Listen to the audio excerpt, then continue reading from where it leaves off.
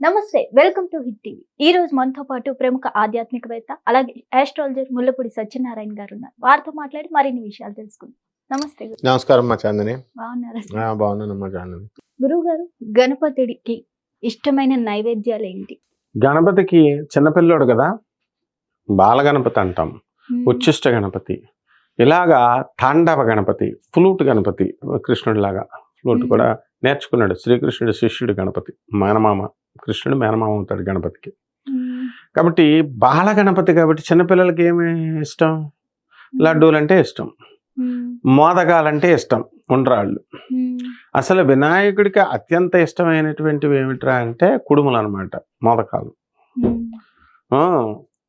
అటువంటి వినాయకుడికి మనము ఈ యొక్క మోదకాలు తయారు చేసి శనగపప్పు బియ్యపు ఉండల్ని చేస్తే కృష్ణుడికి వినాయకుడికి పోటీ పెడుతుంది రాధమ్మ తల్లి ద్వారకలో. ఇన్ని లడ్డూలు పెడుతుంది, మోదకాలు కృష్ణుడికి కూడా పెడితే వినాయకుడు తినేసినందుకే కృష్ణుడు 1/4 కూడా తినలేకపోయాడు, 4వ వంతు కూడా తినలేకపోయాడు.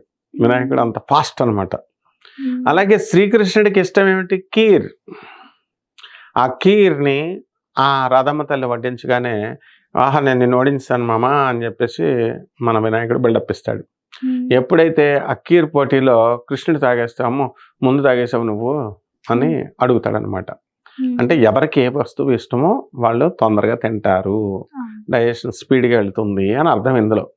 కాబట్టి కృష్ణుడికి యొక్క కీర్ పోటీలో ఆయన గెలుస్తాడు, వినాయకుడు ఈ లడ్డూల పోటీ మోదకాల పోటీలో గెలుస్తాడు. కాబట్టి వినాయకుడికి అత్యంత ఇష్టమైనటువంటివి మోదకాలు, తర్వాత లడ్డూలు, తర్వాత పాయసాన్నం చేయాలి, దద్దోజనం, చక్కెర పొంగలి, వడాలు, ఇవన్నీ కూడా ఏ దేవుడికైనా కామన్గా పెట్టేవి, పులిహార, ఇవన్నీ కూడా.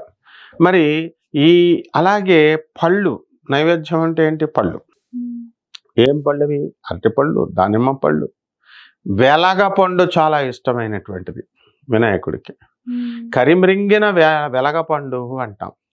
ఏనుగు ముఖం కాబట్టి ఏనుగుకి ఎప్పుడూ కూడా ఏం చేస్తుందంటే వెలగ పండుని మింగేస్తుంది. లక్ష్మి వచ్చినప్పుడు ఏ విధంగా వస్తుందంటే కొబ్బరి నీళ్ళు ఉంటాయి కదా, కొబ్బరికాయలు, కొబ్బరి బొండాలు, ఆ కొబ్బరి బొండాలలో నీళ్లు ఆటోమేటిక్గా వచ్చేస్తాయి, దానంతగా అవే వస్తాయి. ఎక్కడి నుంచి వస్తున్నాయో తెలియదు, బొండంలో నీళ్ళు దానంతగా తయారైపోతాయి.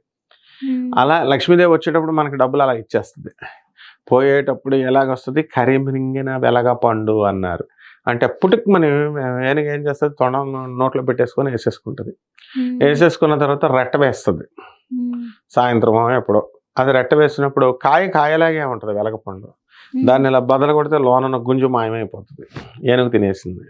అంటే లక్ష్మీదేవి వెళ్ళిపోయేటప్పుడు ఎవరికీ తెలియదు. కాబట్టి ఈ వెలగపండు కూడా ఆ వినాయకుడికి అందరికీ కూడా లక్ష్మిని ఇచ్చేటటువంటి వాడు. డొల్ల అయిపోయినటువంటి ఆ యొక్క వెలగపండులో డొక్క ఖాళీగా ఉంచకుండా తన భక్తుల్ని ఈ డొల్ల వీళ్ళ యొక్క అనైతిక కార్యక్రమాల వల్ల, అధర్మమైనటువంటి ప్రవర్తన వల్ల, అధర్మ ఆలోచనలు, సంకుచిత ఆలోచనల వల్లే లక్ష్మీదేవి వెళ్ళిపోద్ది. మహాలక్ష్మి ఎప్పుడు ఎవరి దగ్గర ఉంటుంది? కుళ్ళుబుద్ధులు లేని వాళ్ళ దగ్గర ఉంటుంది, ఎప్పుడు కూడా పసిపిల్లల దగ్గర ఉంటుంది మహాలక్ష్మి. అందువల్ల నువ్వు బాగా గమనించు, IAS IPS ఆఫీసర్స్, బాగా మంచి టాప్ రిచ్లోకి వెళ్ళిపోయినటువంటి నీతా అంబానీ, ముఖేష్ అంబానీ, వీళ్ళందరికీ గదిలో మనం ఏం చెప్తే అది నమ్మేస్తారు, మంచోళ్ళు. అదే మామూలు వాళ్ళకి డౌట్లు ఎక్కువ ఉంటాయి. ఆఫీసర్స్, టాప్ లెవెల్ ఆఫీసర్స్కి ఎప్పుడు ఉండదు ఆ డౌట్స్. నో డౌట్, మనం ఏం చెప్తాం వింటారు, వాళ్ళే దేవుళ్ళు.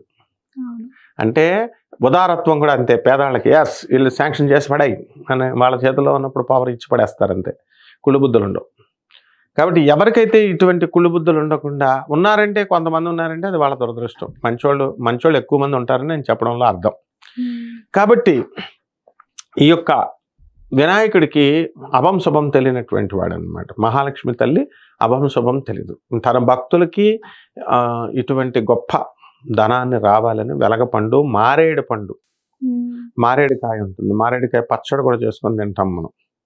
ఇలా ఈ పళ్ళు అంటే ఇష్టం అమ్మ. నేరేడి, మారేడి, అరటిపళ్ళు, వెలగపండు, కాయలు కూడా మనం పెట్టచ్చు, జామకాయ, బత్తాయికాయ, ఇవన్నీ నైవేద్యాలే. అసలు అన్నిటికంటే లాస్ట్ నైవేద్యం ఏమిటంటే మన మనస్సును అర్పించడమే, నివేదనగా చేయడం. మన మనసులో ఉన్నటువంటి కుళ్ళు బుద్ధులన్నీ వదిలేసి మన మనస్సుని స్వామివారి పాదాల చెంత మనము అర్పించడాన్ని నైవేద్యము అని అంటాం అన్నమాట. ధన్యవాదాలు గురువు గారు, చాలా చక్కగా వివరించారు.